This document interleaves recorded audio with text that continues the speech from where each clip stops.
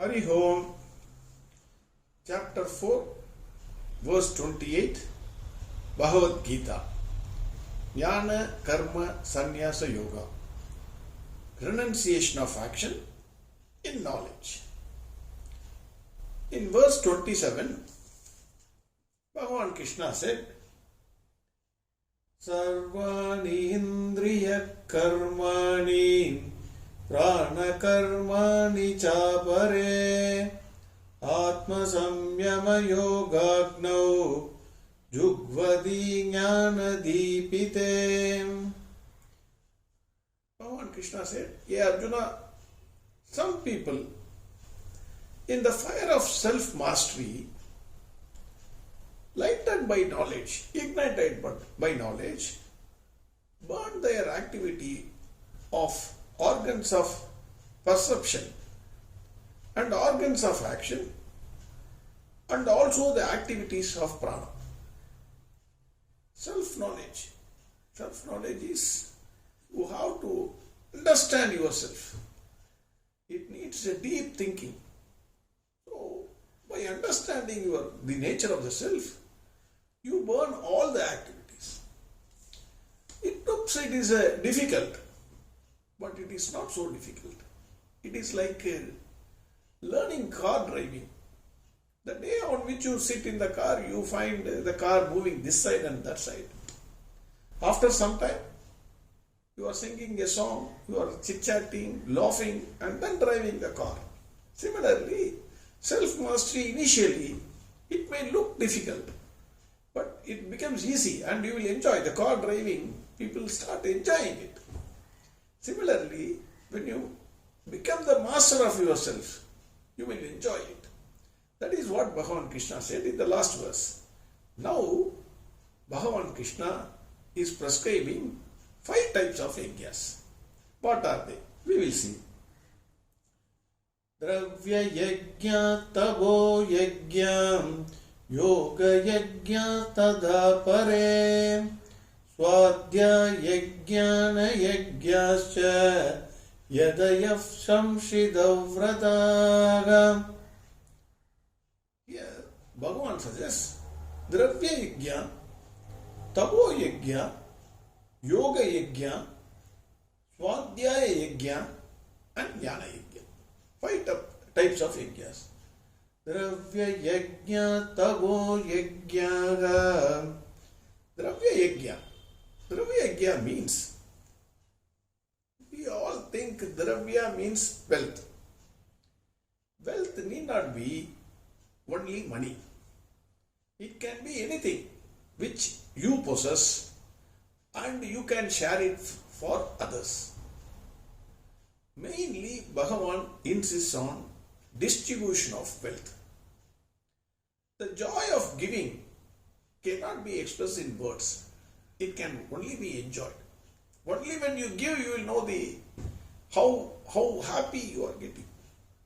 That you can enjoy only when you give. Otherwise, you cannot enjoy. Generally, what happens is,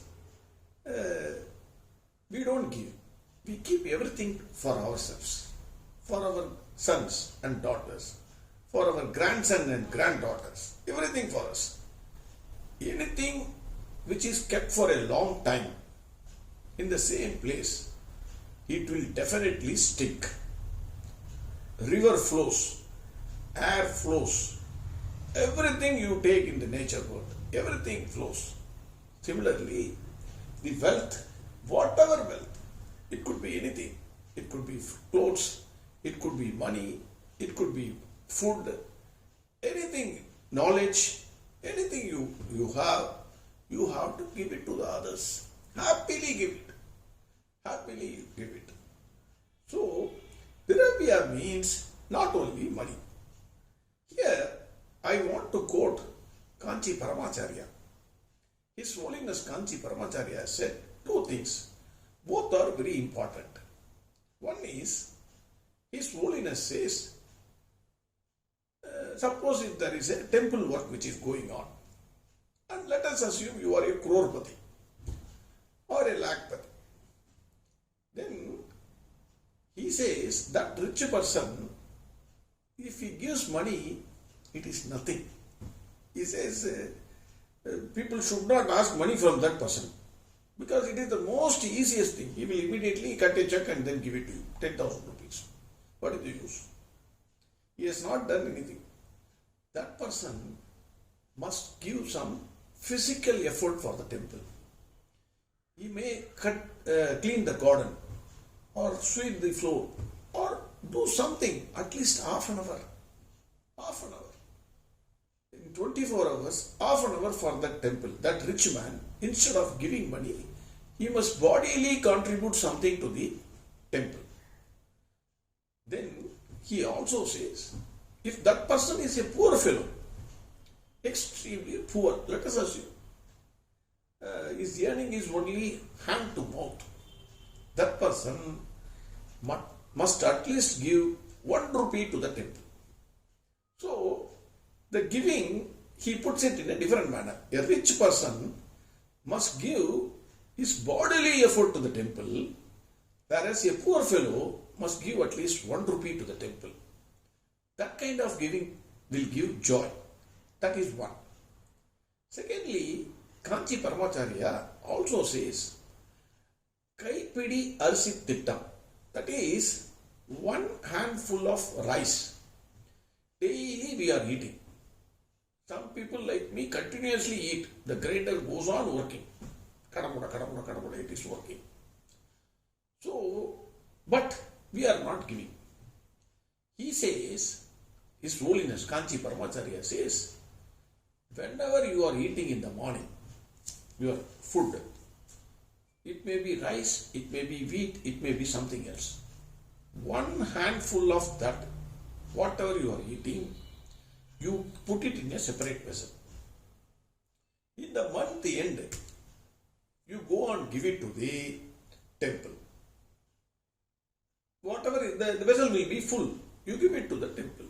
The temple will in turn distribute it to the poor. Why I should give it to the temple? Because when you directly give to the poor, you have a ahankara. I am giving. That ahankara also should go. While giving, ahankara should not be there. So he says, give it to the temple. The temple will in turn give it to the poor people, whomsoever they deserve. You don't know who received it. That way you should give.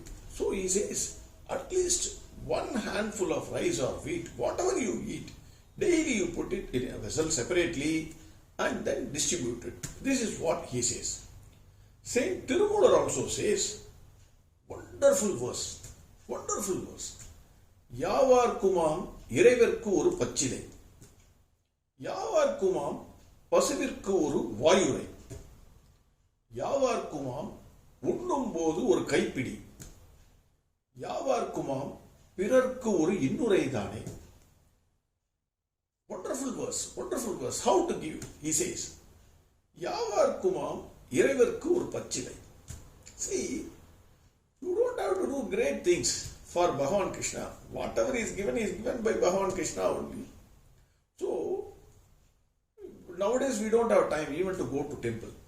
So daily morning, you just offer 1 tulasi leaf to Bhagwan Krishna or Rama.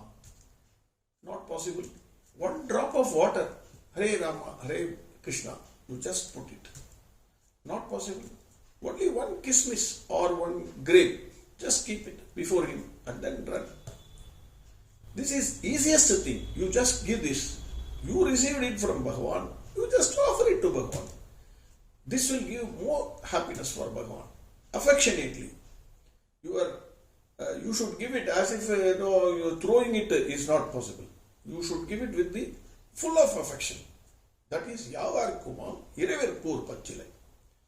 Yavar Kumam Pasuvirku oru vayurai. That means at least to the cow you give 1 handful of grass. How much time it will take? Why? Why cow? Among all the animals, why he says cow?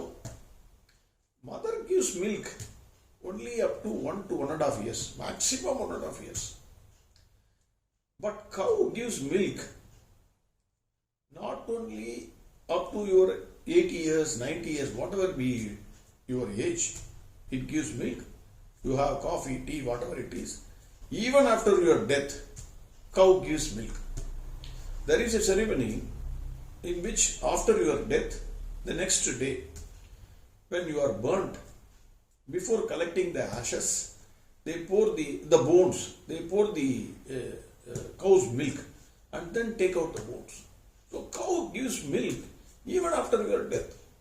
So he says, Yavar kumam, pasavir koru vayure. Just give at least one handful of grass. How much it is going to cost for you? Then he says, Yavar kumam, unnum bodu or kaipidi. What Kanchi Paramacharya said, just when you eat, keep one handful of rice or wheat or whatever it is in a separate vessel and give it to others. Yavar kumam pirarku oru innurai thane. You can't do anything. Let us assume. Nothing you can do. Can you not even give some good words to others? That is the most easiest thing. So Tirumala says, at least give some good words. In our Hindu customs, if you carefully watch, before eating daily, we generally put the rice to the crows, offer it to the birds. That also nowadays it has stopped. Sorry state of affairs. So Bhagwan Krishna here says, you have to give your wealth, distribute the wealth. Same Bhagavan, verse 25 said, you go after wealth if you want. Daiva yajna, go after wealth, power, etc. Now the same Bhagavan says in this verse, distribute that wealth which you have acquired. Then, next yajna. Dravya yajna tabo yajna. Tabo yajna. Tabo yajna is prayerful discipline. It is not insisted. Bhagavan never says you should observe like Ekadashi, Vrada and other brothers. He is not insisting on that. But it is done on our own for the purpose of self-control. Observing Ekadashi, morning before going to office or somewhere, whatever it is, chanting or Gayatri Mantra, whatever it is. So, observing this, it is a process of self-control. So, Tabo Yajna, Bhagavan is insisting upon Tabo Yajna. Not difficult. There are some extremely difficult tabas which people are doing. Bhagavan is saying, something you must do it, Tabo Yajna, for the purpose of self-control, voluntarily. It is not compulsory. Next, Yoga Yajna. Yoga Yajna Tadavare. That is, Yoga Yajna is Attanga Yoga. People practice Ashtanga Yoga for the purpose of control of the mind. That is also one of the methods. Then, Swadhyaya Yajnana Yajnascha. Swadhyaya Yajna. Swadhyaya means self-study. Self-study is very, very important. Unfortunately, we have failed. We have failed to inculcate this habit in our children. Whether it is study of Ramayana, Mahabharata, or Bhagavad Gita, or Bhagavatam, there are ocean of scriptures, and the wealth of those scriptures cannot be explained. And the depth of the knowledge which they give, that also cannot be explained. But we have failed to hand it over to our children. Nobody reads Ramayana and Mahabharata because after the TV entered our homes, it is slowly getting forgotten. I am not saying we are not doing it. We are not deeply studying it. Because of our scriptures, we have to self-study, understand them, their deep meaning, and then apply it in our life also. That is very, very important for the purpose of spiritual progress. So Bhagwan Krishna says, unless we study our scriptures deeply, it is impossible to study all the scriptures I am challenging. There are, unlike other religions which have only one book or maximum two books, Hindu scriptures ocean. In Gita itself I can say Ashtavakra Gita is there, Uttara Gita is there. There are several Gitas are there. So, studying all the scriptures is impossible. At least in our lifetime, if we can study one scripture and then understand the deep meaning, that itself is a great achievement, according to me. So, Bhagwan Krishna here insists that Swadhyaya Yajna, that is self-study of scriptures, Vedas, they are all important. Then Jnana Yajna, then after studying the scriptures, naturally the fire of knowledge gets kindled. You get that automatically, it's all automatic, it comes automatically. Once the knowledge becomes kindled, then naturally in this Jnana Yajna, what is offered as a sacrifice is not knowledge. The ignorance is offered as sacrifice and you gain knowledge. The knowledge is, you start inquiring, vichara, what is real, what is unreal, what is sat, what is asat. Everything automatically it comes. It is not that you put a separate effort. Because of the study of scriptures, knowledge automatically comes up. So, the Jnana Yajna, then you start inquiry. When inquiry happens, Jnana Yajna is there. That is what Bhagwan Krishna is saying. Dravya Yajna Tabo Yajna Yoga Yajna Tada Pare Swadhya Yajnana Yajnascha Yadayav Shamshitav Pradaha. Yadayav Shamshitav Pradaha. That is, the effort must be sincere, consistent. It is not a casual approach. Just like that you study Ramayana or Mahabharata, you just turn the pages and read, finish off like reading a storybook, any other storybook. It is not like that. It is a sincere effort. The effort must be sincere, consistent. Then if you pursue these 5 methods are also Bhagwan Krishna is prescribing as methods for controlling the mind. Bhagwan Krishna says, "Hey Arjuna, some people pursue methods of Dravya Yajna, Tabo Yajna, Yoga Yajna, Swadhyaya Yajna and Jnana Yajna with commitment." That is what he is saying. Now, verse 28 again. Dravya Yajna Tabo Yajna Yoga Yajna Tada Pare Swadhya Yajnana Yajnascha Yadayav Shamshitav Vrataha. Next verse we will see tomorrow. Arihom Sarvam Krishnarpnamastu. Narayana Narayana Narayana Narayana Narayana Narayana Narayana Narayana